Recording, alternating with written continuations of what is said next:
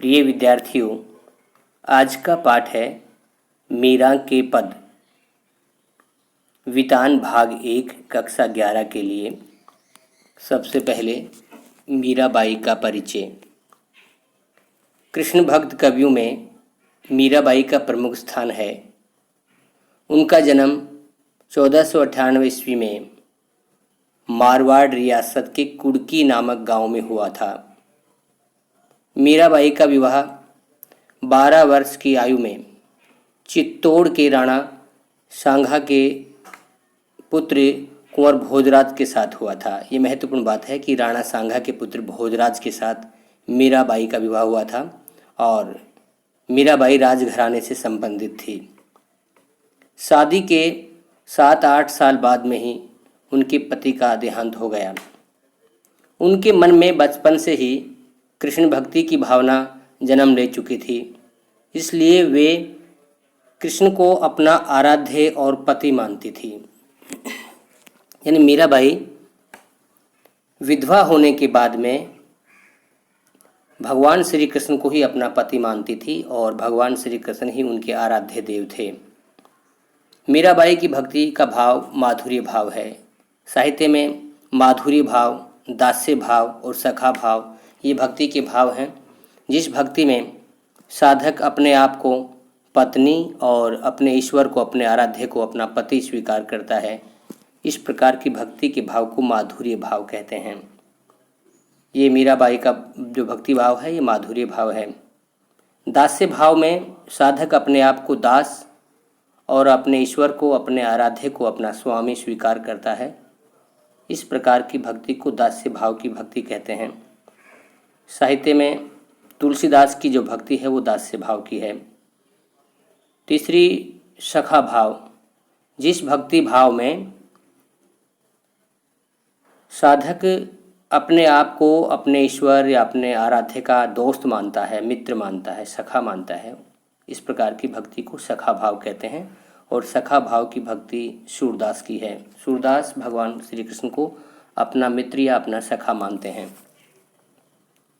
मीराबाई, उन्होंने देश में दूर दूर तक यात्राएं की। चित्तौड़ राजघराने में अनेक कष्ट उठाने के बाद वे वापस मेड़ता आ गई। यहाँ से उन्होंने श्री कृष्ण की लीला भूमि वृंदावन की यात्रा की। जीवन के अंतिम दिनों में वे द्वारका चली गई। द्वारका गुजरात में है। माना जाता है कि वहीं रणछोड़ दास जी के मंदिर की मूर्ति में वे समाहित हो गई। मीराबाई का देहांत 1546 ईस्वी में माना जाता है और मीराबाई का जीवन काल है 48 साल का रहा है। प्रमुख रचनाएं, स्फुट पदों की रचना की है। ये पद मीरा की पदावली के नाम से भी संकलित हैं। नरसिंह मायरो ये इनकी प्रसिद्ध रचना है। मीराबाई के साहित्य की प्रमुख विशेषताएं। मीराबाई शगुन धारा की महत्वपूर्ण भक्त कवयित्री हैं। कृष्ण की उपासिका होने के कारण उनकी कविता में सगुण भक्ति मुख्य रूप से मौजूद है, लेकिन निर्गुण भक्ति का प्रभाव भी मिलता है। संत कवि रैदास उनके गुरु माने जाते हैं। यानी रैदास जी जो थे वो मीरा के गुरु थे।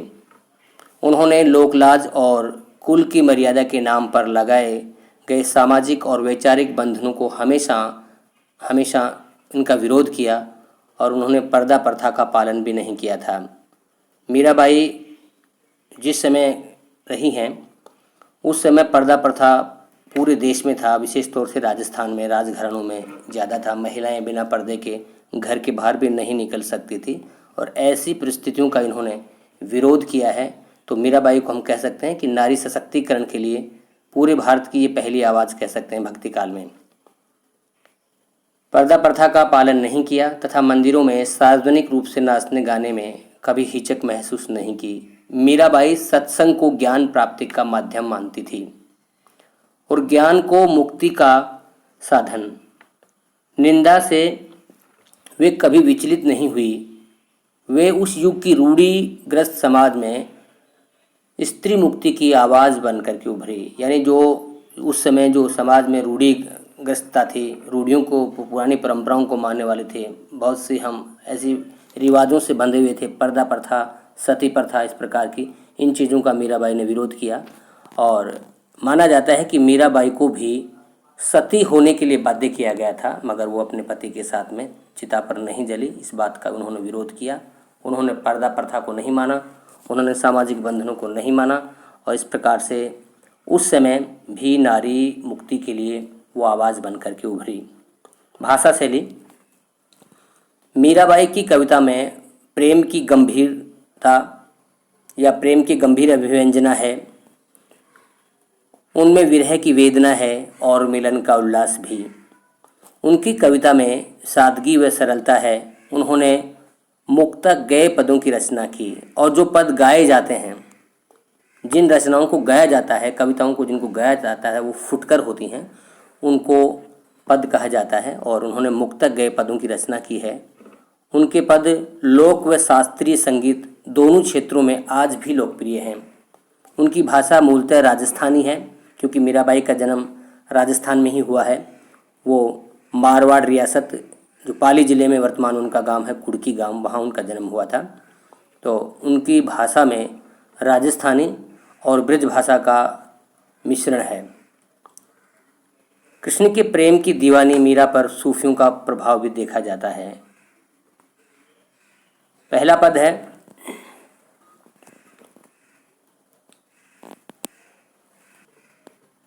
मीरा ने कृष्ण के प्रति अपना अनन्य भक्ति को व्यक्त किया है, अपनी अनन्य भक्ति को व्यक्त किया है। व्यर्थ के कार्यों में व्यस्त लोगों के प्रति दुख प्रकट किया है। वे कहती हैं कि मोर मुकुटधारी श्री कृष्ण ही मेरे स्वामी हैं, मेरे पति हैं। श्री कृष्ण भक्ति में उन्होंने अपने कुल की मर्यादाओं को भी भुला दिया। संतों के पास बैठकर उनसे लोक लाज खो दी।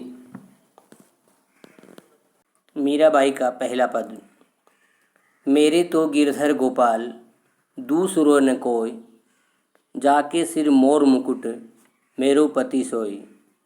छाड़ी दई कुल की कानी कहा करी है कोई, संतन डीग बैठ बैठी लोक लाज खोई। आंसुअन जल सींच सींच प्रेम बेली बोई, अब तो बेली फैल गई आनंद फल होई। दूध की मथनियाँ बड़े प्रेम से बिलोई, दधी मथी घृत काढ़ लियो डारी दई छोही।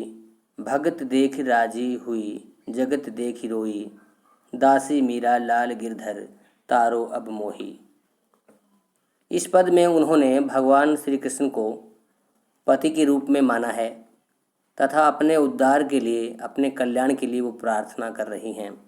मीराबाई कहती हैं कि मेरे तो गिरधर गोपाल, अर्थात भगवान श्री कृष्ण ही सब कुछ हैं, दूसरों न कोई, दूसरे से मेरा कोई संबंध नहीं है। जिसके सिर पर मोर मुकुट है वही मेरा पति है। उसके लिए मैंने परिवार की मर्यादा भी छोड़ दी है। अब मेरा कोई क्या कर सकता है, अर्थात मुझे किसी की परवाह नहीं है।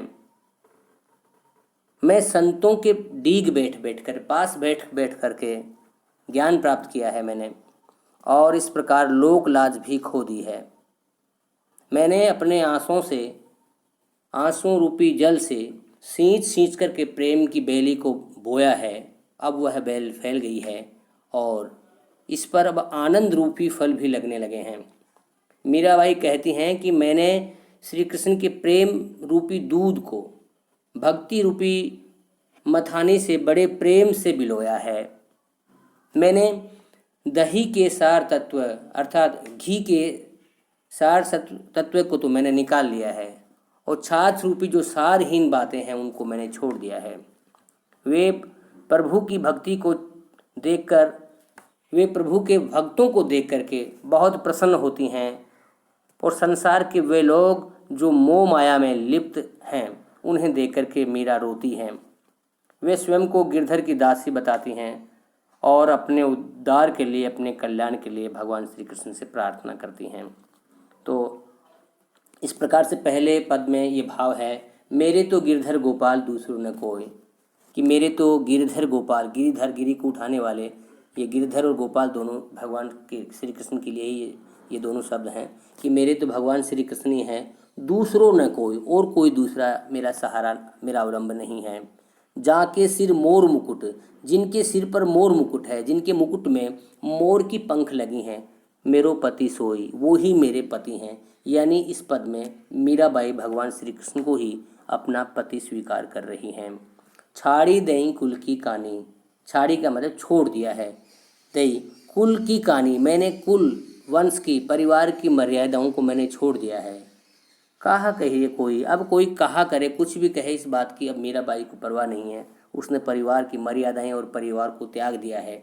उनका सर्वस्व सब कुछ भगवान श्री कृष्ण ही है। संतन डीग बैठी बैठी, यानी संतों के पास बैठ बैठ करके लोक लाज खोई, और लोक लाज उसको मैंने खो दिया है। आंसुअन जल सींच सींच प्रेम में बेली बोली बोई, और कहने की मैंने अब मेरे आंसुओं रूपी जल से सींच सींच करके भगवान की भक्ति या प्रेम रूपी जो बेल को मैंने बोया है। यहाँ पर रूपक अलंकार है, आंसू रूपी जल, और सींची सींची शब्द में पुनरुक्ति प्रकाश अलंकार है, और प्रेम बेली बोई का प्रेम रूपी बेल को मैंने बोया है, इसमें भी रूपक अलंकार है। अब तो बेली फैली गई आनंद फल होई, और मीराबाई कह रही हैं कि अब तो मेरी जो भक्ति और प्रेम रूपी बेल जो मैंने मेरे हृदय में लगाई है और आंसुओं से मैंने जिसको सींचा है, वो बेल इतनी फैल गई है कि उसे अब आनंद रूपी फल भी उसको लगने लगे हैं। तो आनंद फल में भी रूपक अलंकार है।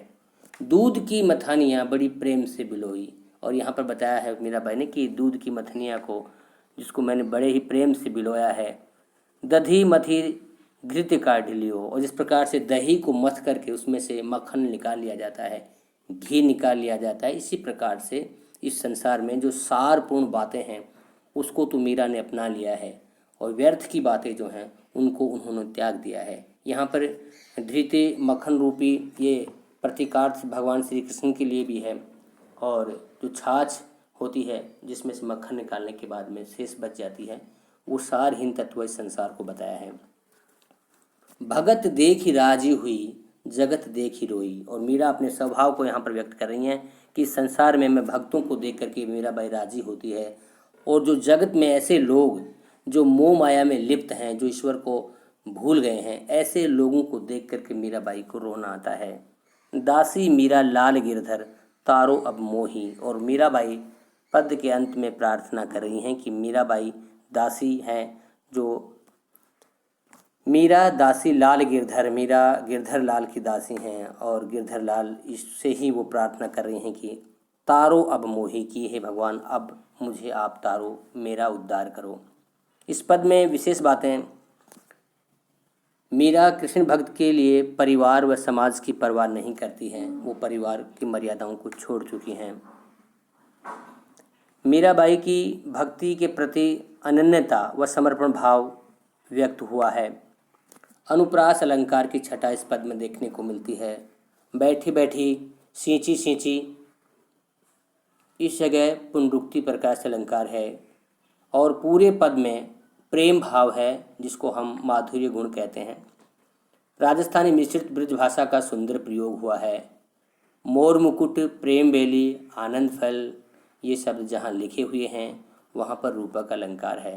तो इस प्रकार से इस पद में मीराबाई की अनन्य भक्ति व्यक्त हुई है। वो सब कुछ भगवान श्री कृष्ण को ही मानती है, और पूरे पद को गाया जा सकता है, इसलिए उसमें संगीत तत्व मौजूद है।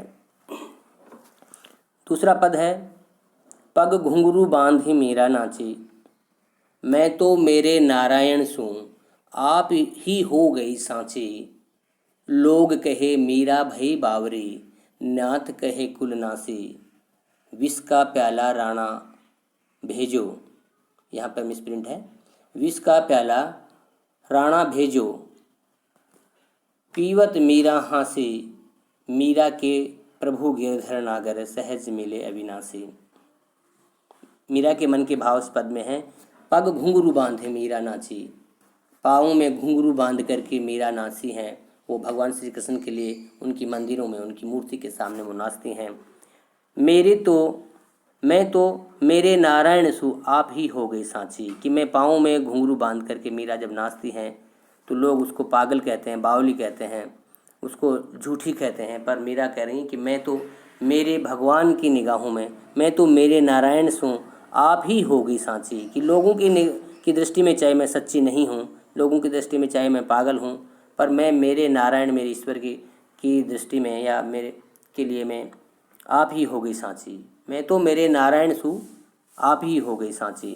लोग कहे मीरा भई बावरी, लोग मीरा के इन कृत्यों को देख करके, जब मीरा मंदिरों में नाचती है, पाँव में घुंघरू बांध करके और साधु संतों के साथ में बैठती है और लोग की मर्यादाओं को नहीं मानती है, तो मीरा को लोग पागल कहते हैं, बावरी कहते हैं।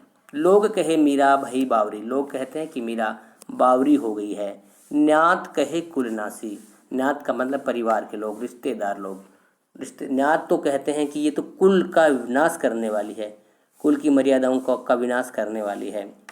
और इसी कारण से मीराबाई को कुलनाशी समझा गया और उसके ससुर ने, महाराजा ने, उनके लिए जहर का प्याला भेजा और उसको मारने का प्रयास किया गया। तो विष का प्याला राणा भेजो, कि राणा ने विष का, जहर का प्याला मीरा के लिए भेजा। पीवत मीरा हंसी, और उस जहर के प्याले को भी मीरा हंसते हंसते पी जाती है। मीरा के प्रभु गिरधर नागर, सहज मिले अविनाशी। और मीराबाई लास्ट में कह रही हैं कि मीरा के तो जो प्रभु हैं वो गिरधर नागर हैं, जो सहज मिले अविनाशी, कि उन्हें वो सहज ही मिल गए हैं, जो अविनाशी हैं, जिनका विनाश कभी नहीं होता है। तो मीराबाई का इस पद में वो कह रही हैं कि पाँव में घुंघरू बांध करके मीरा श्री कृष्ण के समक्ष नाचने लगी हैं। इस कार्य से वह बात सच हो गई है कि मैं अपने श्री कृष्ण की हूँ। उसके इस आचरण के कारण लोग उसे पागल कहते हैं, परिवार और बिरादरी वाले कहते हैं कि वह कुल का नाश करने वाली है। मीरा विवाहिता है, उसका यह कार्य कुल की मान मर्यादाओं के विरुद्ध है। श्री कृष्ण के प्रति उसके प्रेम के कारण राणा ने उसे मारने के लिए विष का प्याला भेजा था और उस प्याले को मीरा ने हंसते हुए पी लिया। मीरा कहती हैं कि उसका प्रभु गिरधर बहुत चतुर है, उसे सहज ही उसके दर्शन सुलभ हो गए हैं। और इस पद में जो विशेष बातें हैं, श्री कृष्ण के प्रति मीरा का अटूट प्रेम व्यक्त हुआ है। मीरा पर हुए अत्याचारों का वर्णन भी इस पद में दृष्टिगोचर है। अनुप्रास अलंकार की छटा देखने को मिलती है। इन पदों को गाया जा सकता है तो इसमें संगीत तत्व भी है। राजस्थानी और ब्रज भाषा का बहुत ही सुंदर मिश्रण है, भक्ति रस है। और बावरी शब्द जो है ये बिंब को उभारता है, पागल के लिए प्रयुक्त होता है। और इस पाठ की जो प्रमुख प्रश्न है, मीरा श्री कृष्ण की उपासना किस रूप में करती हैं, वह कौन सा रूप है? तो मीरा श्री कृष्ण की उपासना पति के रूप में करती हैं। उसका रूप मन मोहने वाला है, वे पर्वत को धारण करने वाले हैं, उनके सिर पर मोर पंखी है, यानी उनके मुकुट में मोर पंख है। उस रूप को अपना मानकर वे सारे संसार को से विमुख हो गई हैं। शिल्प सौंदर्य में असवन जल सींच सींच प्रेम बेली बोई, अब तो बेली फैल गई, आनंद फल होई। और दूसरा है दूध की मथनियाँ बड़े प्रेम से बिलोई, दधी मथी घृत काढ़ लियो, डारी दियो छोही। तो पहले पद का भावार्थ इस प्रकार की, भक्ति की चरम सीमा है। विरह के आंसुओं से मीरा ने कृष्ण भक्ति के बेल बोई है और अब वह बेल अब इतनी फैल गई है कि आनंद रूपी फल भी उसके होने लगे हैं। सींची सींची इस शब्द में पुनरुक्ति प्रकाश अलंकार था, सांग रूपक अलंकार है। प्रेम बेली आनंद फल और अश्वन जल में रूपक अलंकार है। राजस्थानी और ब्रज भाषा का मिश्रण है, संगीत तत्व है। तो इस प्रकार से बाकी प्रश्न भी हम कर सकते हैं। लोग मीरा को बावरी क्यों कहते हैं? तो मीरा को बावरी जो पद में बताया गया है कि दीवानी मीरा श्री कृष्ण की अपने भक्ति के लिए अपनी शुद्ध बुद्ध खो चुकी है। उसे संसार की किसी परंपरा, रीति रिवाज, मर्यादा अथवा लोक लाज का ध्यान नहीं है, इसलिए लोग उसे बावरी कहते हैं, पागल कहते हैं। संसारी लोग मीरा की भक्ति को की पराकाष्ठा को पागलपन मानते हैं। मीरा राजसी वैभव और सुख को ठुकरा करके श्री कृष्ण भजन गाती है, साधु संतों के साथ में बैठती है। इन्हीं कारणों से मीरा को लोग पागल कहते हैं। विष का प्याला राणा भेजो, पीवत मीरा हंसी, इसमें क्या व्यंग्य छिपा है। मीरा को मारने के लिए राणा ने विष का प्याला भेजा, जिसे मीरा ने हंसते हंसते पी लिया। कृष्ण भक्ति के कारण उनका कुछ नहीं हुआ। इस तरह यह व्यंग्य स्पष्ट है कि प्रभु भक्ति करने वाले का विरोध लोग कुछ नहीं बिगाड़ सकते। यानी प्रभु की भक्ति करने वाले लोगों का विरोधी लोग कुछ नहीं बिगाड़ सकते। मीरा जगत को देखकर क्यों रोती है। संसार के सभी लोग संसारी माया जाल में फंसकर ईश्वर यानी श्री कृष्ण से दूर हो गए हैं। उनका सारा जीवन व्यर्थ में जा रहा है। इस सारहीन जीवन शैली को देखकर मीरा को रोना आता है। लोग दुर्लभ मानव जीवन को ईश्वर भक्ति में नहीं लगा रहे हैं, इसलिए संसार की दुर्दशा पर मीरा को रोना आता है। आशा करते हैं ये पाठ आपको निश्चित रूप से समझ में आया होगा। धन्यवाद।